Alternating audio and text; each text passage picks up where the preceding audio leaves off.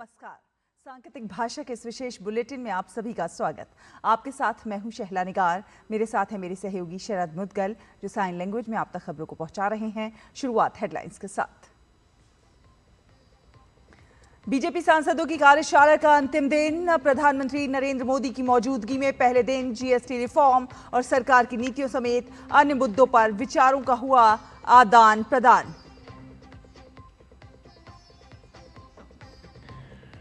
Bihar SIR पर आज supreme court में सुनवाई। पिछली सुनवाई में दावे और आपत्ति की डेडलाइन बढ़ाने से शीर्ष अदालत ने किया था इनकार।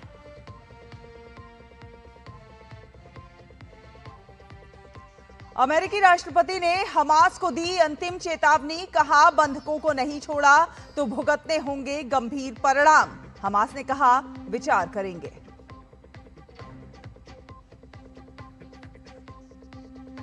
भारत समेत दुनिया के कई देशों में नजर आया पूर्ण चंद्र ग्रहण। ब्लड मून के अद्भुत नजारे को लोगों ने कैमरे में किया कैद।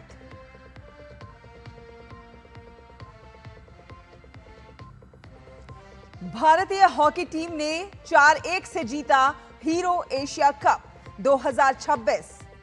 वर्ल्ड कप के लिए किया क्वालिफाई। प्रधानमंत्री नरेंद्र मोदी ने बताया गौरव का क्षण।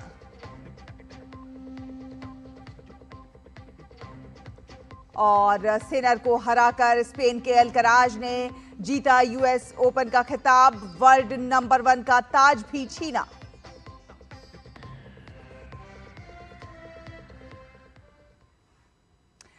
तो खबरों को विस्तार से देख लेते हैं। संसद भवन के परिसर में स्थित जीएमसी बाल योगी सभागार में आज भी बीजेपी सांसदों की कार्यशाला होगी। आज इसका अंतिम दिन है। कल पहले दिन एक सांसद के रूप में प्रधानमंत्री नरेंद्र मोदी भी शामिल हुए और एक सामान्य सांसद की तरह सबसे पीछे की पंक्ति में बैठे। उन्होंने सोशल मीडिया प्लेटफॉर्म सांसदों की कार्यशाला की तस्वीरें साझा की। इस वर्कशॉप में विविध मुद्दों पर सांसदों ने बहुमूल्य विचारों का आदान प्रदान किया। सांसदों ने प्रधानमंत्री नरेंद्र मोदी को ऐतिहासिक नेक्स्ट जनरेशन जीएसटी रिफॉर्म के लिए धन्यवाद देते हुए एक प्रस्ताव भी पारित किया। सांसदों ने कहा कि सरकार के फैसलों ने देश की अर्थव्यवस्था को गति दी है और आम जनता को सीधा लाभ पहुंचा है। और सुप्रीम कोर्ट में आज बिहार में एसआईआर कराने के चुनाव आयोग के फैसले के खिलाफ याचिकाओं पर सुनवाई होगी। जस्टिस सूर्यकांत और जस्टिस बागची की बेंच इस केस की सुनवाई करेगी। बिहार में स्पेशल इंटेंसिव रिवीजन की शुरुआत 24 जून से हुई थी, जिसके खिलाफ कई याचिकाएं दायर की गईं। अब फाइनल वोटर लिस्ट 30 सितंबर को जारी होगी। पिछली सुनवाई में शीर्ष अदालत ने दावे और आपत्ति की समय सीमा बढ़ाने से इनकार कर दिया था और इसके बाद चुनाव आयोग ने कोर्ट में कहा कि 1 सितंबर के बाद भी दावे स्वीकार किए जाएंगे। इससे पहले 22 अगस्त की सुनवाई में सुप्रीम कोर्ट ने राजनीतिक दलों को बूथ लेवल एजेंट्स के जरिए मतदाताओं की मदद करने का निर्देश दिया था।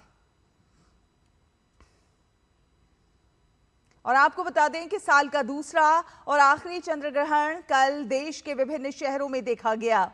पूर्ण चंद्र ग्रहण की शुरुआत रात 9:58 पर हुई और देर रात 1:26 पर यह खत्म हुआ। इसको लेकर ग्रहण लगने से पहले ही मंदिरों के पट बंद कर दिए गए थे, लेकिन धार्मिक मान्यताओं के अनुसार साधु संतों और श्रद्धालुओं ने पवित्र नदियों में स्नान किया। नासिक के रामकुंड में श्रद्धालुओं ने स्नान किया। इसके अलावा सुबह चंद्र ग्रहण के प्रभाव को खत्म करने के लिए उज्जैन के महाकालेश्वर मंदिर समेत देश के सभी मंदिरों में साफ सफाई की गई और देव प्रतिमाओं का गंगाजल से अभिषेक किया गया। चंद्र ग्रहण के दौरान देश भर में ब्लड मून देखा गया। अलग अलग शहरों में लोग इस खगोलीय घटना के साक्षी बने। इस बेहद खास पल की छवि को लोगों ने अपने कैमरे में भी कैद किया। बीती रात लगभग 3-3.5 घंटे से अधिक समय तक चांद पर धरती की छाया पड़ती रही। चंद्र ग्रहण की पूरी अवधि में पृथ्वी, सूर्य और चंद्रमा के बीच रही और चांद पर सूर्य का प्रकाश सीधे नहीं पड़ा।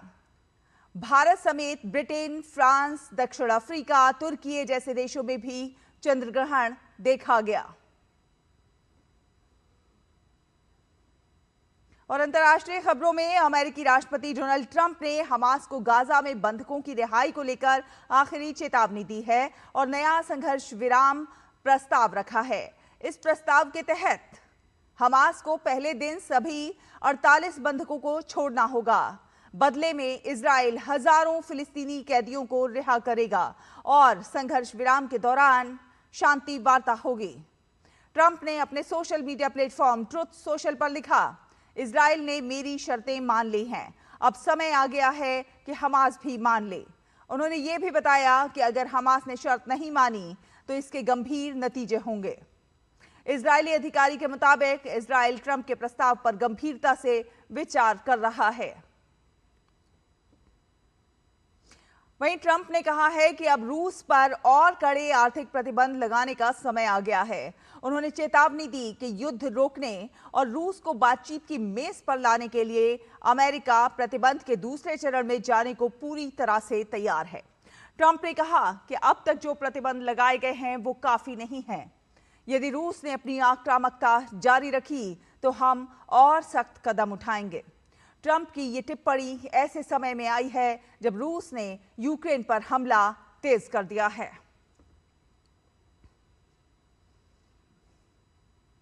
और बात की जाए खेलों की तो भारतीय पुरुष हॉकी टीम ने बिहार के राजगीर में खेले गए एशिया कप हॉकी टूर्नामेंट का खिताब अपने नाम कर लिया है। इस खिताबी जीत के साथ ही भारत ने हॉकी विश्व कप 2026 के लिए क्वालिफाई कर लिया। ये चौथी बार है जब भारत ने इस प्रतियोगिता को जीता है। टीम ने इससे पहले साल 2003, 2007 और 2017 में यह खिताब जीतने में सफलता हासिल की थी। भारत ने कोरिया को फाइनल मुकाबले में 4-1 से हराया।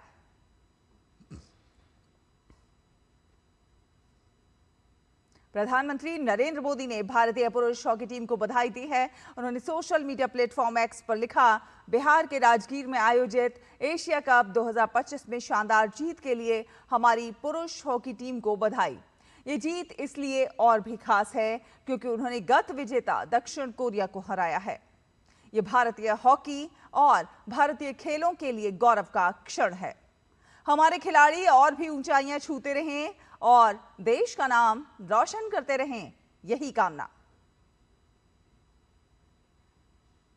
और कार्लोस अल्कराज ने यूएस ओपन का खिताब जीत लिया है। फाइनल में अल्कराज ने यानिक सिनर को 6-2, 3-6, 6-1, 6-4 से मात दी और इस जीत के साथ ही अल्कराज सिनर को हराकर दुनिया के नंबर 1 टेनिस खिलाड़ी भी बन गए हैं।